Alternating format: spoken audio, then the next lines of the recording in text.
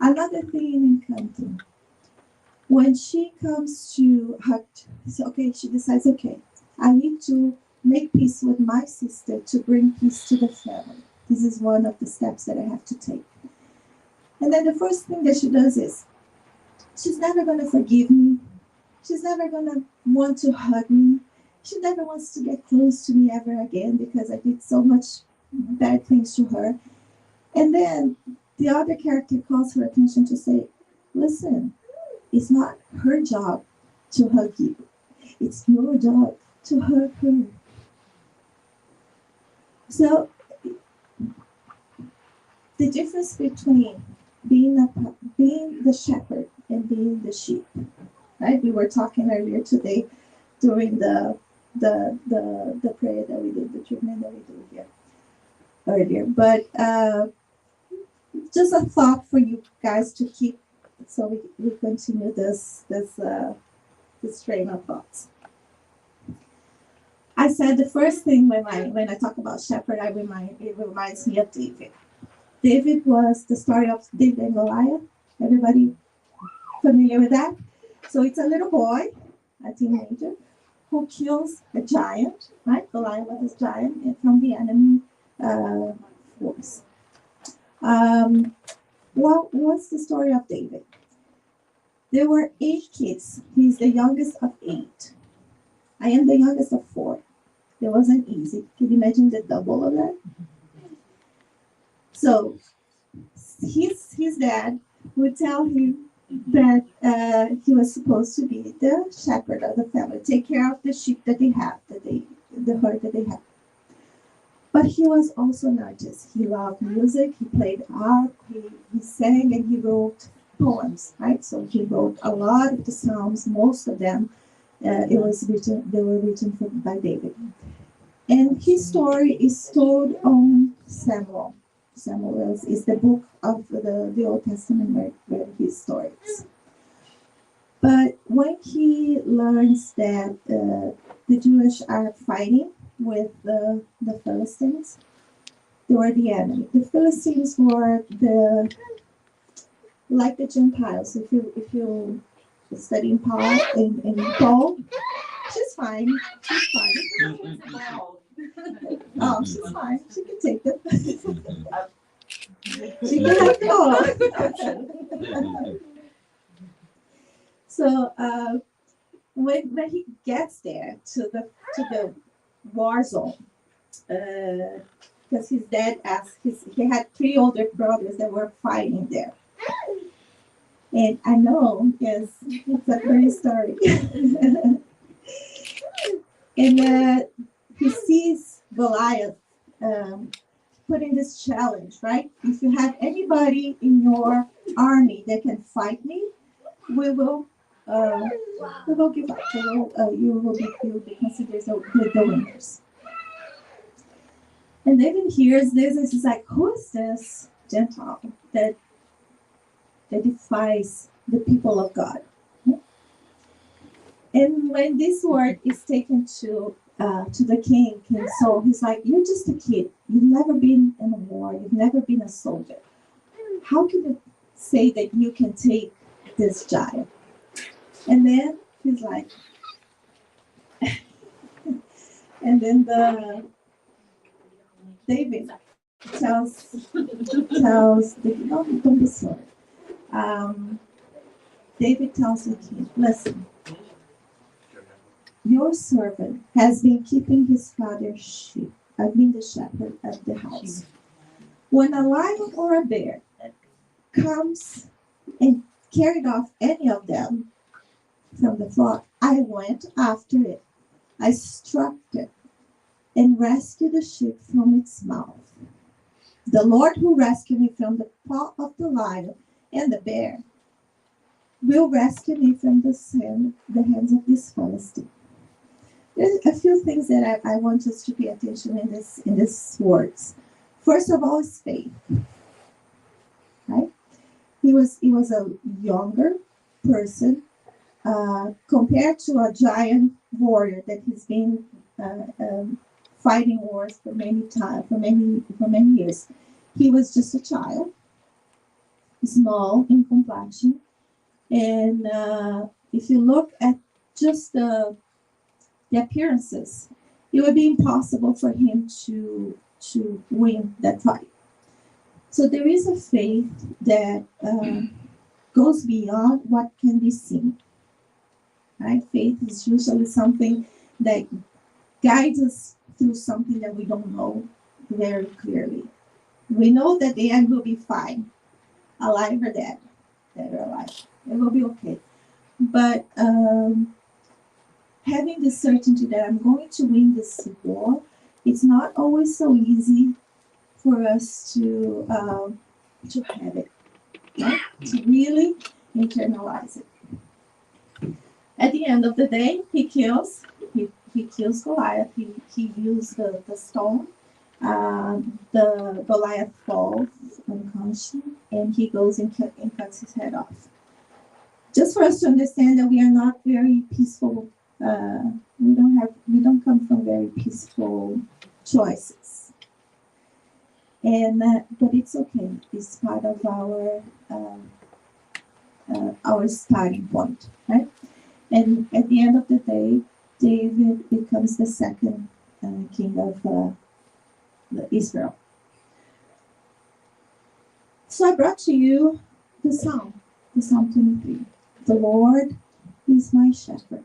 And here, the Lord is my shepherd, we can see the meaning when I talked before that the shepherd is also the creator, right? That's the meaning that he uses here. So the Lord is my shepherd, I shall not want. He makes me lie down in green pastures, and he leads me beside still waters. When we talk about the shepherd, I didn't tell you, but a shepherd is a person who not just takes care of the flock, he makes sure that wherever he takes, the pasture that he takes these animals is safe. It is there's enough food for them, and if there's any threat, any animals, lions, bears that come and attack them, it is the obligation, it is the duty of the shepherd to take care of them, right? Take care of any threats. So when he talks about makes me lie down in green pastures and leads me beside the still waters, it's not just guiding you someplace and just leave you there and forget about it. And this is something also that it's not just God, right? It's something that He's asking us to be like that amongst ourselves. When we take care of each other, it's not just it's when we take care of a child, of our own children. It is not just food, clothes, and shelter. Any mom here can assure us that there's a lot more involved. Yes. But there's a lot more. Sometimes it's not something that we can see or measure, is it? There's a lot of care. There's a lot of hours.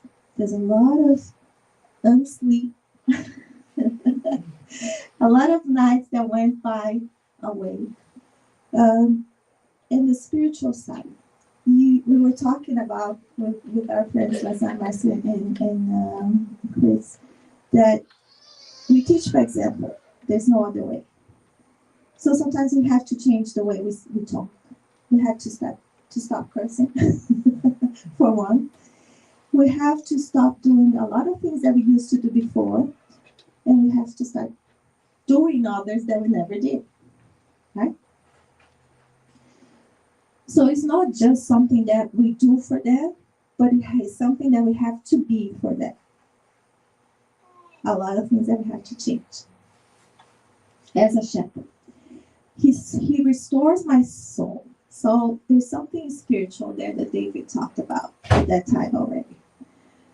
It's not just the food that I bring, it's not just the green pasture that I bring these kids to, but it's also how I bring them up spiritually.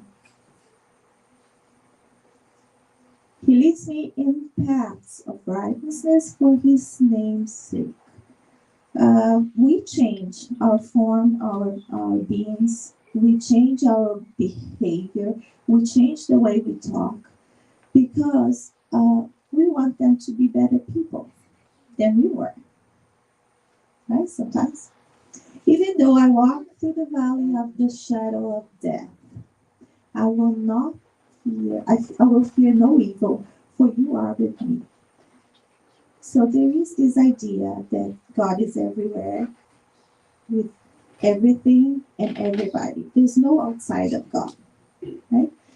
We may choose to not to believe in God. We may choose to not to feel, not to understand. We may choose not to believe. But there is no outside. God doesn't care if you believe in God or not, right? God just is. But I think it also brings us this comfort that there's always support. There's always love.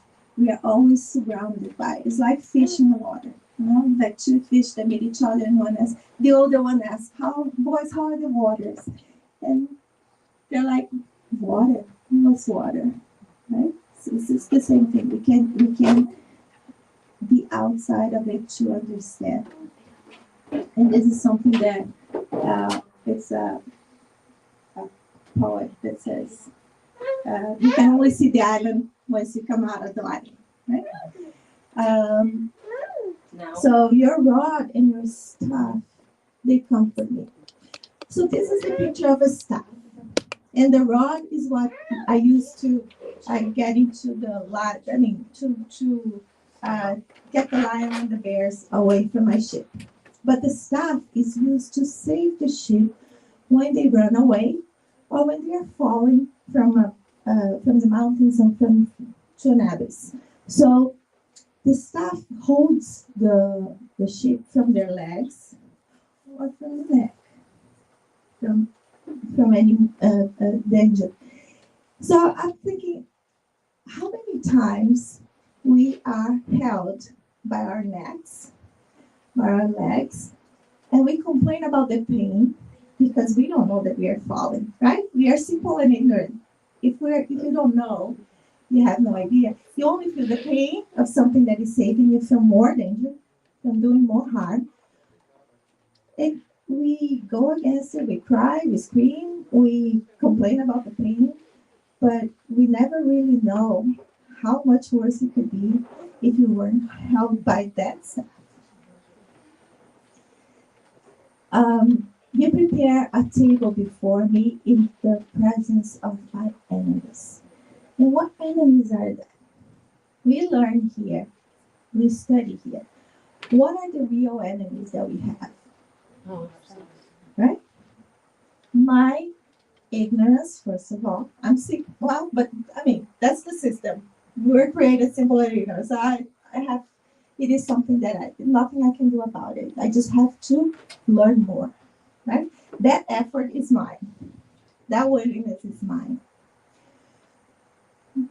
My selfishness, my guilt, my fears, and those all these enemies that are holding us back.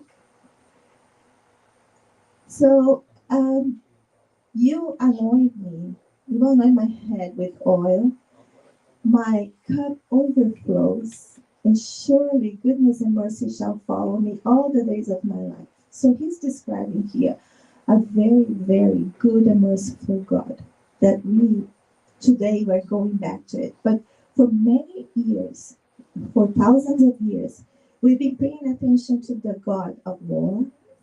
So we've been fighting and we've been killing in the name of God because we think our God is better than the other person's God, right?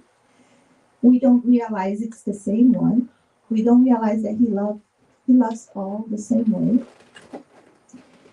And I shall dwell in the house of the Lord forever. Once I understand all this, and once I become all this, right? So practicing doesn't It doesn't hurt anymore. It's not difficult anymore. I don't question when I have to embrace my sister anymore. Right? Now, funny enough, when he writes this, according to the story, he was in the middle of a war. He was in the middle of the war, surrounded by enemy troops. And then he asked for strength against dangers and persecution. Again, where are these enemies? Who are these enemies if not our own weaknesses, our own shortcomings, our own fears? Right? To do better, to be better.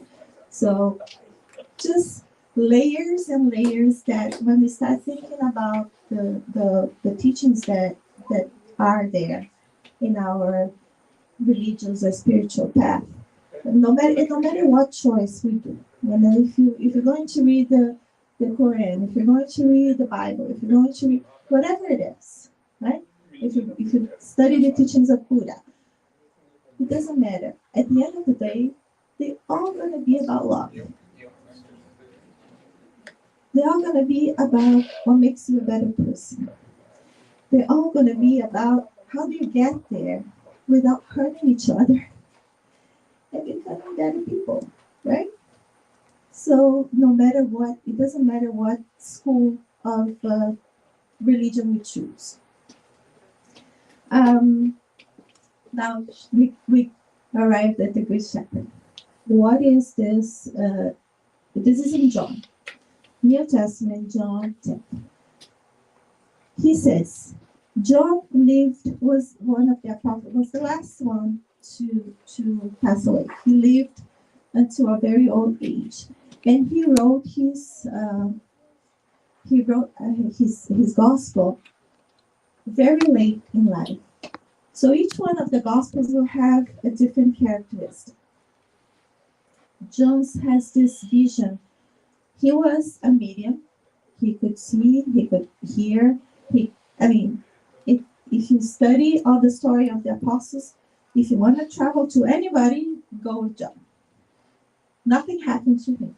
If you go with Paul, you're going to be beaten every time. Everywhere you stop, there's going to be a beat, there's going to be a fight, there's going to be something, some trouble. But with John, if any problems will happen, he would know the night before. He would leave, and he will be out of there before trouble comes. Before trouble came. But he will describe all the teachings of Jesus in a way that is from someone who is looking at the past, who is looking he's looking at the teachings after he lived them, right? It's different from Matthew. Matthew is writing as it's happening. And so you're going to see it in a different perspective. So in John 10, he's going to say, Jesus will say, I am the good shepherd. And this is something that when we say, every time you come to a Spiritist center, the first thing you are given is a mirror. That's the first gift that you get is the mirror. 2 news, one good and one bad. It's all upon you. It's a good news. And it's all upon you. It's bad news. There's no more victims. There's no villains. If it's happening to you, it's because it's yours.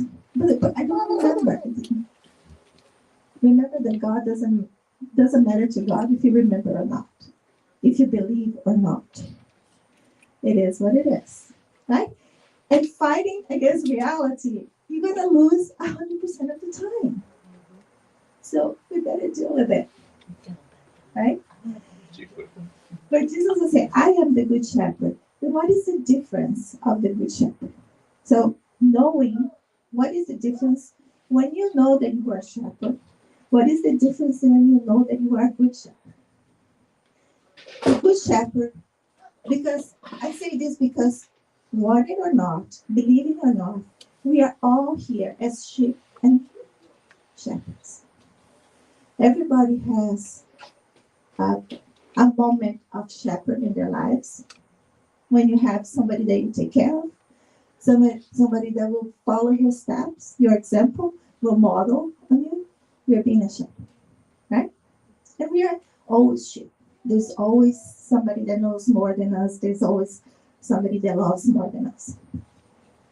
So what's the difference of being a shepherd and being a good shepherd? The good shepherd lays down his life for his sheep. First, who are we ready for to give our life? For what? Right? It could be an ideal that you believe in and you will give your life for that. Or it could be your kids that you give your life for. Or your wife, spouse. Who or what? What moves us with enough strength that will make us give our life for? Who and what are our sheep? And how well are we taking care of? Now, on John 10:14-15, I am the good shepherd. I know my sheep. Now, we study here that Jesus is the Christ, right? It's a spirit that he is on top of the top of evolution. He got there already. So for him, knowing us, is it hard? No question about it, right? He made this planet for us. He made sure that we had a place to be. And it's a good place. But my sheep know me. Do we really know him?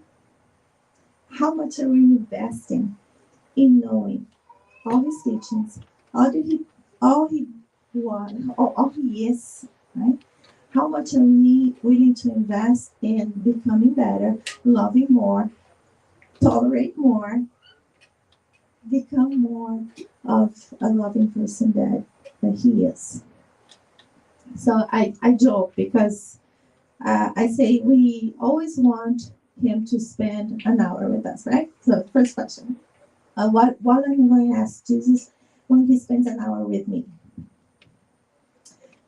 And then we change the page. So what kind of person do I have to be for Jesus to want to spend an hour with me? Right? So just as the Father knows me, and I know the Father. And we were talking yesterday that in the scriptures, we see sometimes that Jesus says, my Father, sometimes he says, our Father, sometimes he says, your Father. So what did he mean by that? And I compared the love of God or the knowledge of God with the ocean. And each one of us has a different size of capacity, right? Capacity of how much love we can take. I could be a cup of coffee. Some people could be a jar, right? Some people could be a big bucket. Does it have to do with the ocean or with how much we can take? How much we can take, right? The love is there, no matter what we say, no matter what we do. So when he says the Father knows me and I know the Father, he's modeling something to us in becoming a shepherd. There is when he's the first law, right? The first law is what? Love God above all. Love the Creator above. If you love the Creator, you're gonna love the creation, or not. When your best friend, the person that you most love in the world, has a child, and that child comes to you, and you've never seen that child, but you know that she comes from somebody that you love very much, isn't it instant love? You don't question. Because you love the parent, that child will be welcome at your place, right? So when we love the Creator, we will love the creature. We will love the creation. So that's the first thing. And then you have to love each other like yourself. 2 steps. You have to love yourself. You can only give the cup, the jar, the bucket that you are, right? So I know the Father. This is an invitation, I believe, for us to grow, to be more, to become more. So, and it also shows us his position of I am a shepherd, and I am here to guide you. I am here to save you from what? From yourself.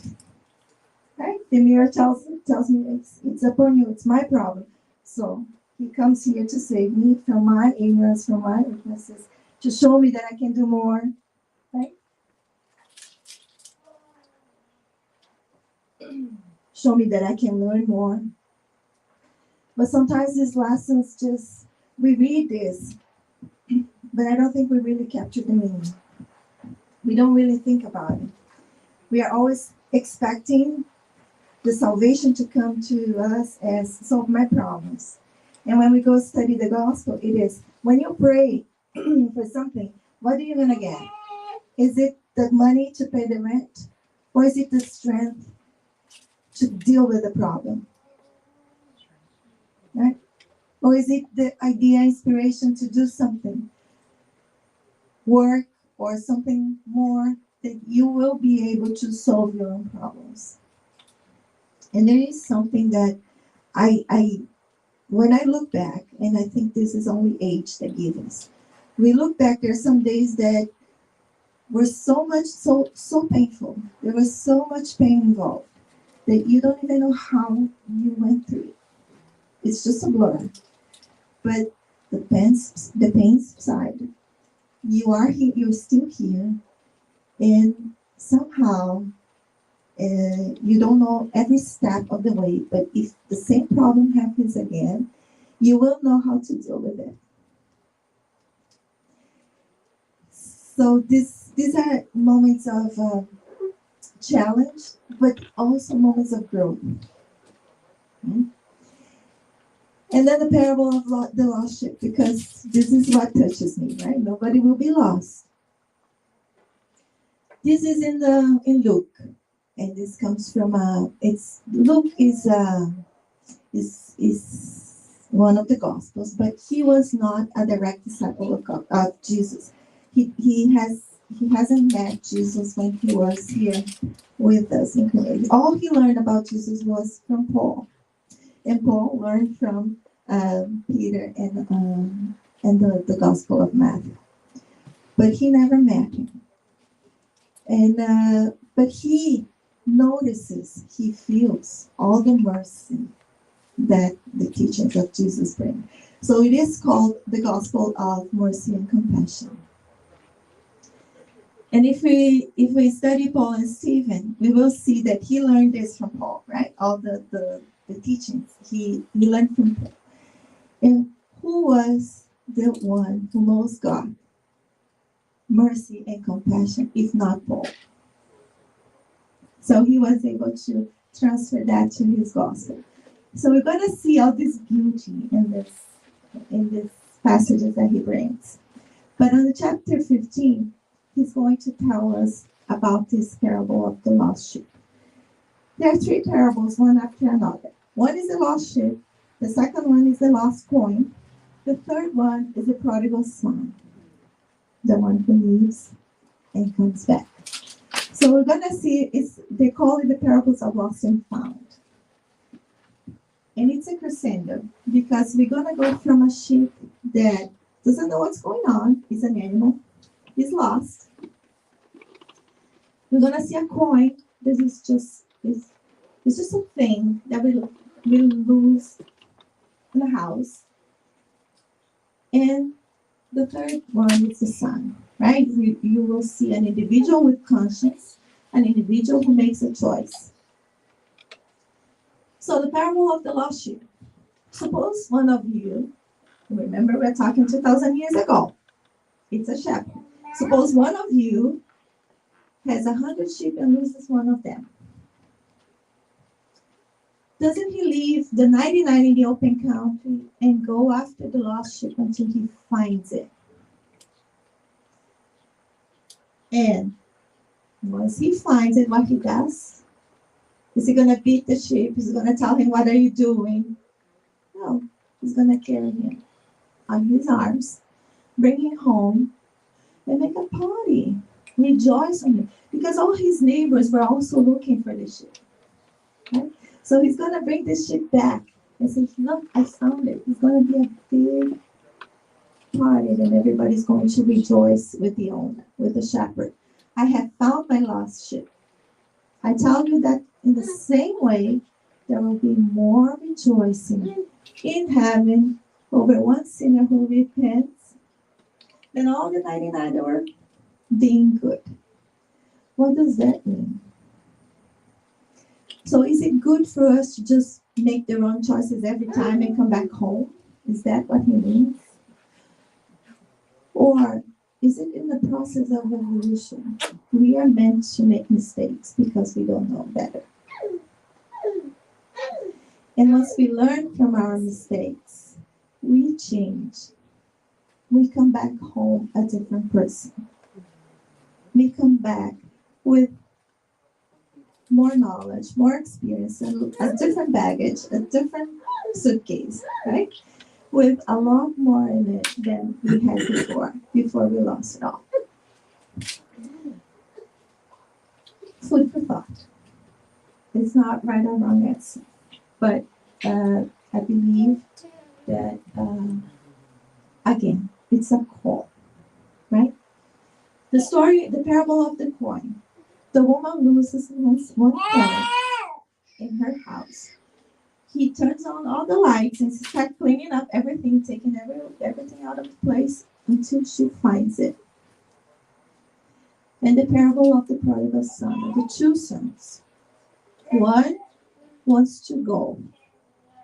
One wants to go and know the world. He wants to go through all the experiences. He says, I want my part on my heritage. But when do you receive your heritage? When the parents die, right? But the father was still alive.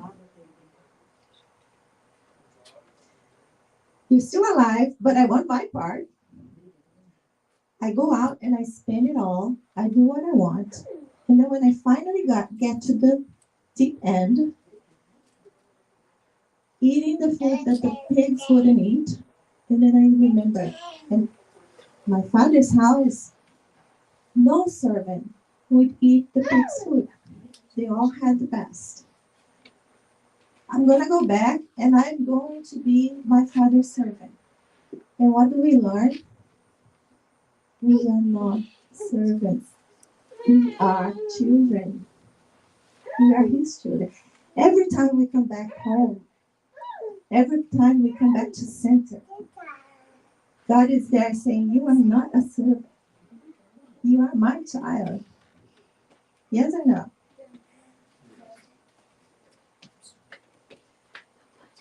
So, a matter of things that we lose. And we talk about we fight, that our enemies are what's inside us, right? Our fears, our guilt, our problems, our shortcomings, our weaknesses. But working with this, right? It doesn't matter what we have in the physical plane. It doesn't matter how much money we have, how much house we have, how much car we have. But because even if you are, and we can see different situations, but even if you see a person who has no money at all, no assets at all, but they have a lot of pride, they have a lot of selfishness, they have a lot of intolerance. And we can see the same thing with a rich person. Rich in terms of material world, right? Money. And you can see people with nothing at all in the physical plane and being a good person. And it's normally the spirit say, and I think life shows us that it's harder when you have a lot on the physical plane to be able to use all that we have for good, right? To be a good person. But for us to understand that the physical plane has very little to do with who we are, right? So when he talks about the lost sheep, the lost coin, or the lost person, is on the spiritual level. No, we're not talking about the physical plane. And then there's a book from Divaldo Franco. He's from Joana de Angelis, and Divaldo was the medium who channeled this book. Em Busca da Verdade, In Search of Truth. And there's a chapter there, it's called To Coexist and To Be. And then she's going to say that health, peace of mind, emotional and psychological balance, domestic harmony, confidence, joy in life can be considered valuable sheep and coins that everyone cherishes and fights to preserve. Remember, I told you it has nothing to do with our physical plane? So Joanna comes to us and she takes out that curtain, right? And comes to show us there's something deeper in there. There's a deeper level. So, how bad it is when we lose our health? We all know. But if it's not bad enough, we are not going to stop and clean up everything, take everything out of the way to become healthy again. If the illness is not strong enough to make us stop. Because the bills on the physical plane talk louder. But sometimes we get to a moment when the illness is serious is enough for us to stop. Make us to stop. Clean everything that is on the way. All that gunk that we carry. Make us forgive, make peace. Take care of our sisters, right? Embrace Isabella to become healthy again. So these are all the things that we can lose.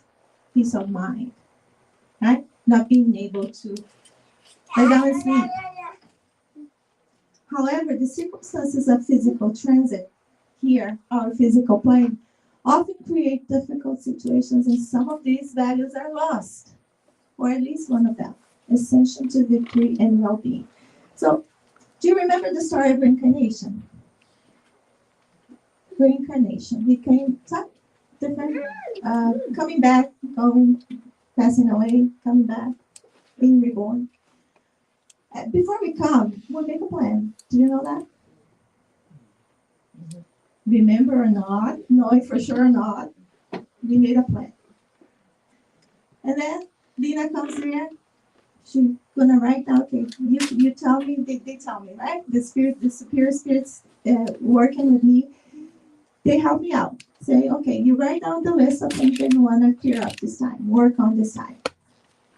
I go there. I write my title, right? My name is going to be Lina Kobayashi. I wanna take care of these 20 items. They look at me and say, less. You're not gonna be able to work without all that. Okay, I come down to 5. And then I arrive here because I don't remember, because of my weaknesses, because of my shortcomings. I can't not even deal with Lina Kobayashi. The title is too hard. Can you imagine going down? Isabel, Luisa, Bruno, all the relationships that I have to deal with. And they keep coming back, right? Because if I have a problem with authority with my father, it's going to come back. My husband, my boss, my neighbor. Yeah, you know, until I learn the lesson. So, many times life calls us to stop and clear up, clean up, until we find what we lost. It is wise who, not considering other treasures, strives to search for what was lost. Because sometimes, if you think about it, when you lose the coin, it's a lot easier to find and deal with it than when I use something more important. Right? Take care of the coin before you have to take care of your health. Take care of the coin before you have to take care of your family. Take care of the coin before you have to take care of your peace of mind. Right? So it is wise to consider your other treasures. Tries to search for what was lost, fighting tenaciously until he finds it. And when he has it again, how much joy he will feel. And we don't pay attention on the small joys of life.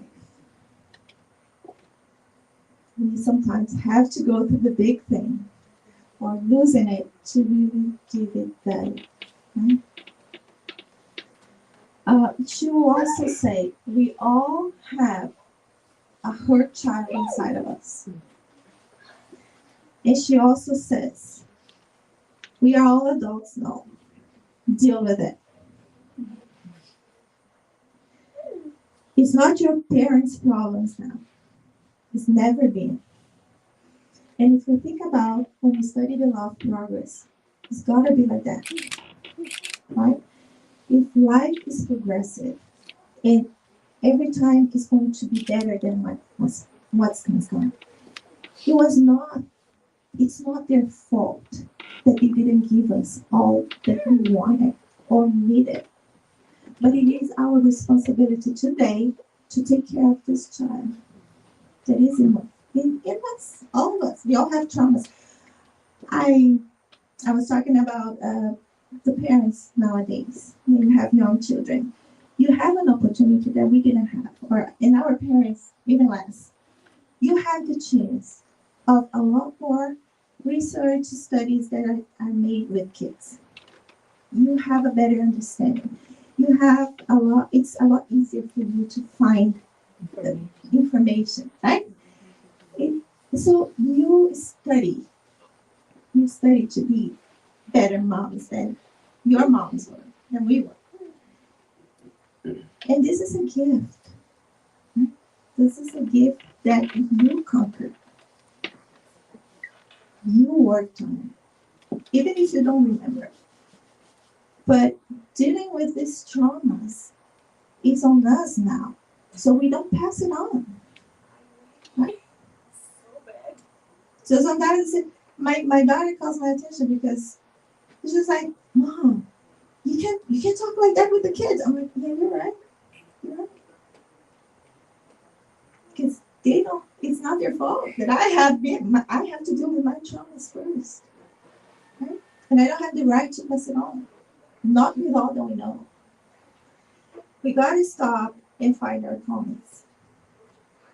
We gotta stop and find our sheep. But it's just sometimes when we think about it, an hour every Sunday is a start, right? But we gotta take this out with us and bring it to our place of work, to our homes, to the street, to when we're driving. It's very easy to be friends here, inside here, when you have a contained space with everybody looking to being good people, right? The challenge comes when you have all the differences out there. And she continues. Learning experiences that expand their inner capacity for discernment and knowledge constitute tributaries that favor the individual growth of human beings. So you know a river, when you have many small affluents that come and bring all the water. So all these experiences are bringing us towards this bigger river of life, right? Of growth. As difficulties and problems arise, they cannot stop the flow.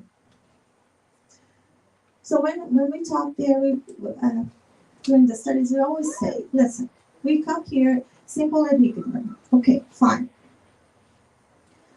There's a spiritual growth that comes with every experience, every incarnation. And we got to be, you can't expect life to be in high school. In kindergarten, you're gonna learn the numbers, 1, 2, 3, 4. First grade, you're gonna learn to sum and subtraction. You can't expect to get to high school with sum and subtraction, right? You gotta be prepared to solve complex problems. So life is going to progress, bringing us more complex problems. It is how it is. But as more complex, it doesn't mean that we're going to be uh, less happy. I think on the opposite. Because when you are in kindergarten, you have no say on what the teacher is giving you on the lesson. But when you are doing your master, you decide what things you're going to defend. Yes or no? Isn't it better? Want to give a lot more of yourself? The problems are a lot more complex, but we will be happier. We will have more freedom because we know more and we love more. We're going to mess up less.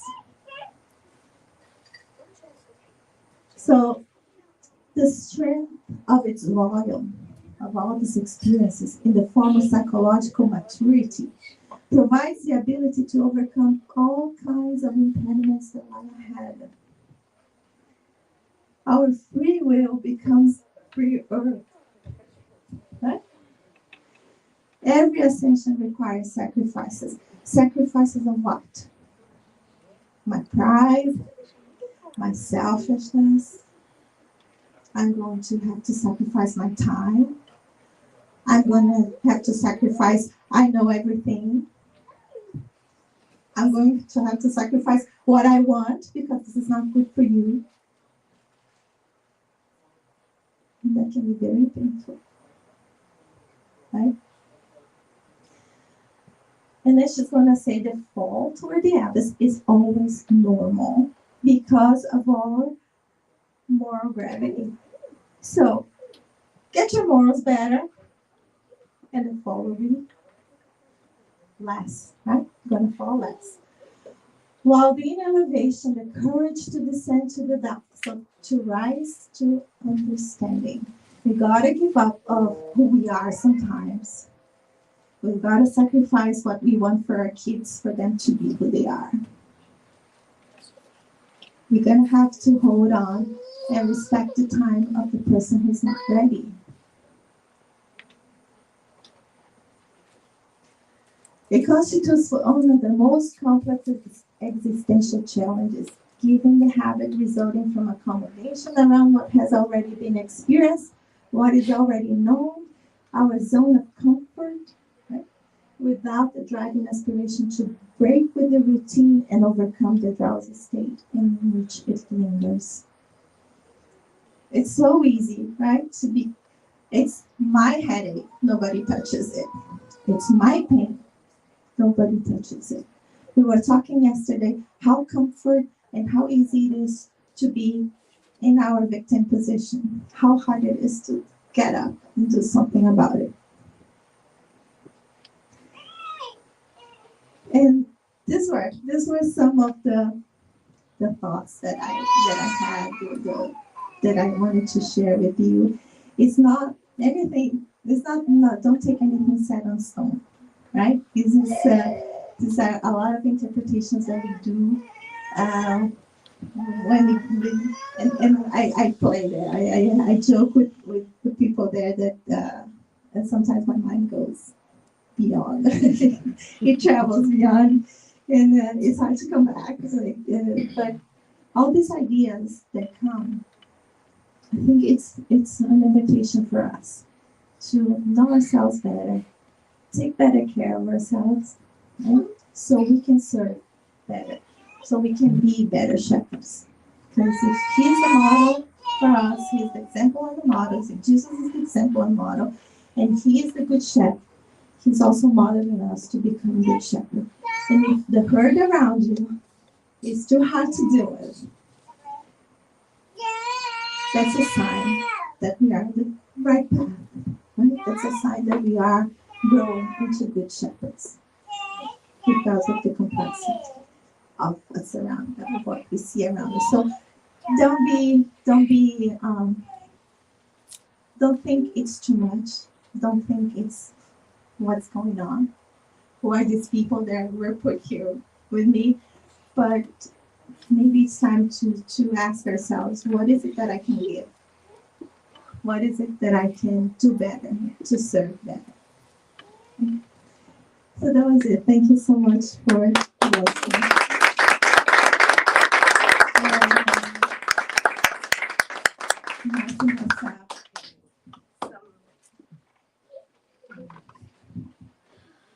One more time, thank you so much.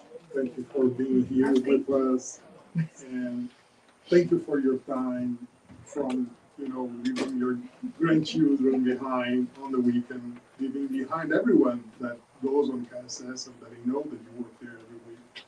Thank you for Marisa for supporting you to come also and share all that with us. We're very, very thankful, all of us. And it's a lot to think. Like when we think that love is such a small word, I was thinking about everything that you bring into us, but to accomplish is a lot. It's not easy. It seems easy when we talk, okay, it's okay. Yeah. And when we think but it's comforting to know, like you were saying, right, that there is people that are Christ and other ones that are always looking when we get totally lost, so they will bring us back to the right path too.